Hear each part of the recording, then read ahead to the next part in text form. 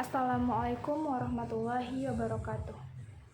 Saya Putri Fadila dari Prodi Pendidikan Bahasa Arab Universitas Islam Negeri Imam Bonjol Padang Angkatan 2022. Di video ini saya akan memaparkan hadis tentang bersiwak beserta pengertiannya dan juga penjelasan hadis tersebut untuk memenuhi tugas pada mata kuliah hadis tarbawi. Bismillahirrahmanirrahim. Haditsu Abi Hurairah radhiyallahu anhu anin nabiyyi sallallahu alaihi wasallam qala laula an asyaqqa 'alal mu'minina wa fi hadithi Zuhair ala ummati la amartuhum bisiwaki inda kulli salatin.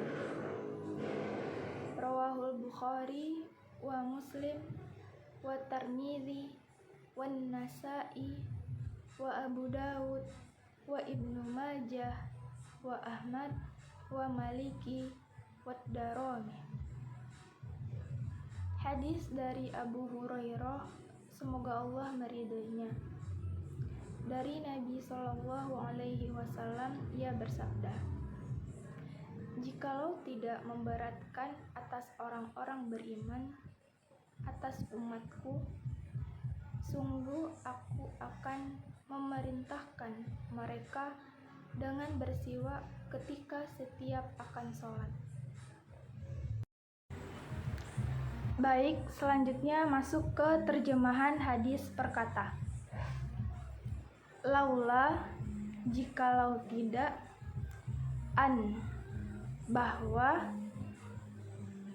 asyaqqa, memberatkan, ala, atas,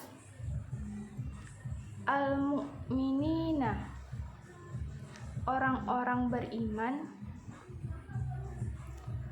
la amartuhum, sungguh aku akan memerintahkan mereka bisiwaki, dengan bersiwak, inda, ketika, kulli sholati, setiap akan sholat. Nah, jadi hadis ini tuh menjelaskan tentang pentingnya bersiwak. Dalam hal ini bersiwak sangat dianjurkan atau disunnahkan. Nah, namun di sini Nabi sangat memperhatikan kemaslahatan umatnya, di mana Nabi mempertimbangkan bahwa jika dia menyuruh, andai diwajibkan, tentu akan kesulitan umatnya nanti. Kalau Nabi membuat perintah bersiwak ini menjadi wajib, tentu nanti akan memberatkan umatnya, karena kan tidak di setiap kondisi kita bisa bersiwak atau bersikat gigi. Nah, ajaran Islam itu tidaklah memberatkan dan tidaklah untuk menyakiti umat muslim, namun untuk senantiasa memperhatikan kemaslahatan kita. Nah, di sini Nabi juga menegaskan bahwa bersiwak itu suatu hal yang penting. Jadi Rasulullah melalui ajaran ini memberikan isyarat yang jelas bahwasanya seorang muslim itu harus bersih. Di antara kebersihannya itu yaitu membersihkan mulutnya, kebersihan giginya. Nah, jadi ajaran ini tuh tidak diwajibkan atau tidak harus setiap waktu untuk menyikat gigi. Subuh, zuhur, asar, maghrib, isya, tidak selalu setiap akan sholat seperti itu. Namun Nabi menyunahkan atau menganjurkan untuk menyikat gigi, karena nanti takutnya jika andai diwajibkan, tentu umat Islam akan kesulitan nantinya untuk melaksanakan perintah tersebut. Nah, menyikat gigi ini atau bersiwak ini banyak manfaatnya untuk kita. Salah satunya menjaga kebersihan gigi, yang mana kita akan sholat, tentu kita akan menghadap Allah. Jadi kita harus memperhatikan kebersihan semuanya, termasuk kebersihan gigi kita. Namun di sini Nabi tidak mewajibkan menyikat gigi harus setiap akan sholat, namun disunahkan. Siapa yang mengerjakannya maka mendapatkan pahala.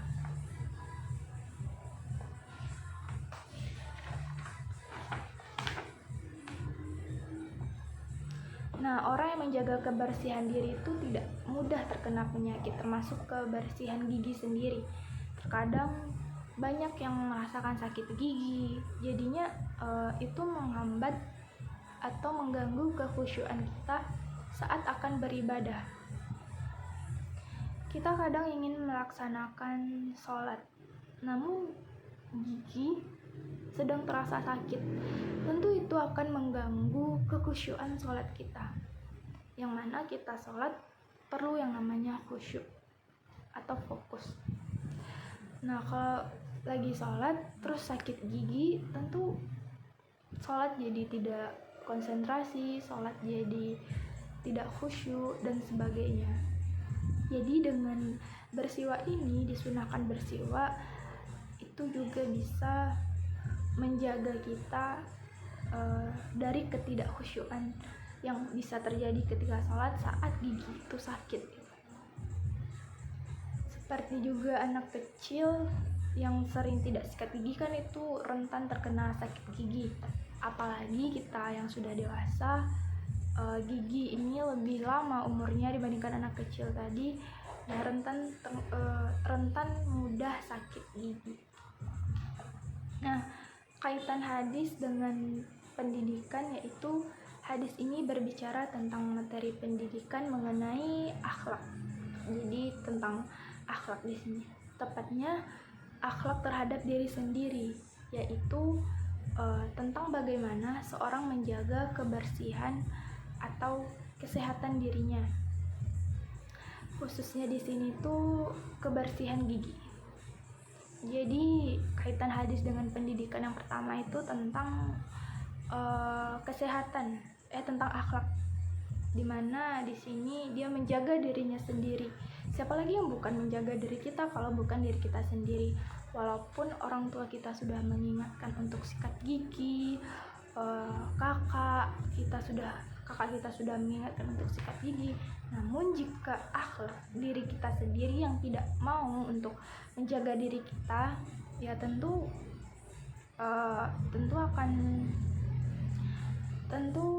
akan percuma gitu jika kesadaran itu tidak muncul dari diri kita sendiri. Jadi kaitan hadis ini dengan pendidikan tentang akhlak, di mana seorang menjaga kebersihan dirinya sendiri.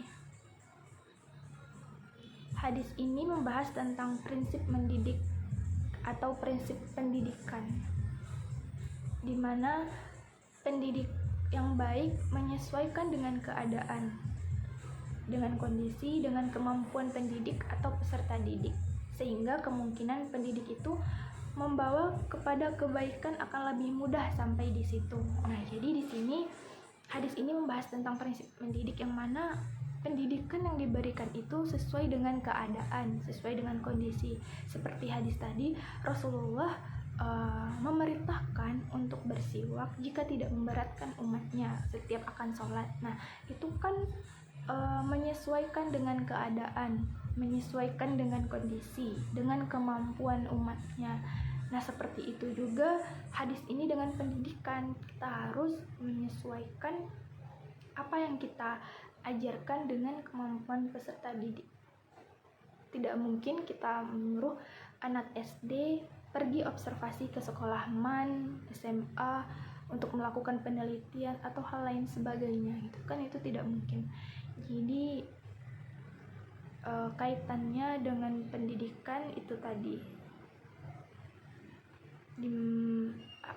menyesuaikan apa yang kita ajarkan, apa yang kita beri tugas kepada peserta didik itu harus sesuai dengan kemampuan peserta didik tadi, sehingga apa yang kita inginkan, apa pelajaran yang kita ingin peserta didik ini dapat itu tercapai, dan sehingga kemungkinan pendidikan itu membawa kepada kebaikan akan lebih mudah gitu sampai di situ. Hadis ini sangat-sangat membuat kita merasa dimudahkan, dimengerti, karena di sini hadis ini memerintahkan, tidak hanya sekedar memerintahkan untuk setiap akan sholat sikat gigi, bukan begitu, namun jika tidak memberatkan, nah itu kan memudahkan kita. Gitu pula nanti kalau kita ke peserta didik di dalam pendidikan juga seperti itu, berilah sesuatu tugas kepada peserta didik itu sesuai dengan keadaan, dengan kondisi, dengan kemampuan peserta didik tadi, sehingga apa yang kita ajarkan itu lebih mudah sampai kepada mereka. Mereka tidak terbebani, memang setiap tugas itu ada bebannya masing-masing, ada komposisi kesulitan masing-masing, cuman kita sebagai pengajar tentu bisa membedakan mana kemampuan peserta didik ini gitu. Kita harus menyesuaikan kondisi dalam memberikan tugas kepada mereka. Jadi itulah hadis tadi itu membahas tentang kebersihan, yang mana membersihkan gigi sebelum sholat itu disunahkan, tapi tidak diwajibkan karena takut memberatkan. Karena hadis ini Rasulullah memperhatikan kemaslahatan umatnya. Jadi kadang kita akan sholat, namun sebelum sholat itu habis makan daging, mungkin makan durian, makan hal-hal lain, makan jengkol, makan makanan yang makan makanan yang menimbulkan bau atau meninggalkan bau yang menyengat gitu, bau yang cukup menyengat setelah kita makan itu. Misal kita sebelum sholat itu makan durian, nah setelah makan durian itu kan identik dengan baunya yang menyengat dari mulut, beda dengan kita hanya sekedar makan nasi biasa. Jadi setelah makan durian itu kita akan melaksanakan sholat di masjid. Tentu sebelum melaksanakan sholat alangkah lebih baik kita menyikat gigi terlebih dahulu, karena takutnya nanti kita di masjid pasti sedikit banyaknya akan berbicara kepada orang yang di samping kita, jamaah masjid, entah itu minta geser atau hal lain sebagainya. Nah, kalau dalam kondisi mulut kita belum bersiwak atau masih penuh dengan bau durian tadi, tentu itu akan menimbulkan ketidaknyamanan bagi jamaah yang lain. Mereka tentu sedikit banyaknya tentu nanti akan merasa terganggu dengan bau mulut tadi.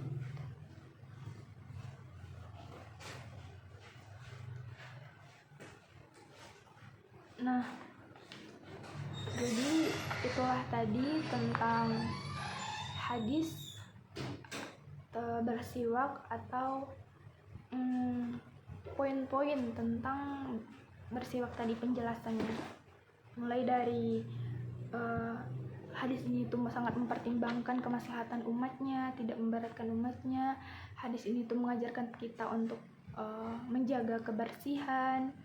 Hadis ini juga mengajarkan kita dalam pendidikan akhlak tadi untuk peduli kepada kebersihan diri kita sendiri, dan hadis ini juga mengajarkan kita untuk memberikan sesuatu tugas kepada peserta didik nanti harus sesuai dengan kemampuannya. Harus sesuai dengan kemampuan di sini bukan berarti yang mudah-mudah saja, cuman dipertimbangkan lagi apakah ini cocok untuk tingkatan-tingkatan mereka, apakah nanti tidak memberatkan peserta didik tadi. Karena di sini Nabi sangat memperhatikan kemaslahatan umatnya, di mana Nabi mempertimbangkan bahwa jika dia menyuruh, andai diwajibkan tentu umat Islam akan kesulitan nantinya. Sekian penjelasan dari video ini tentang bersiwak. Semoga bermanfaat. Assalamualaikum warahmatullahi wabarakatuh.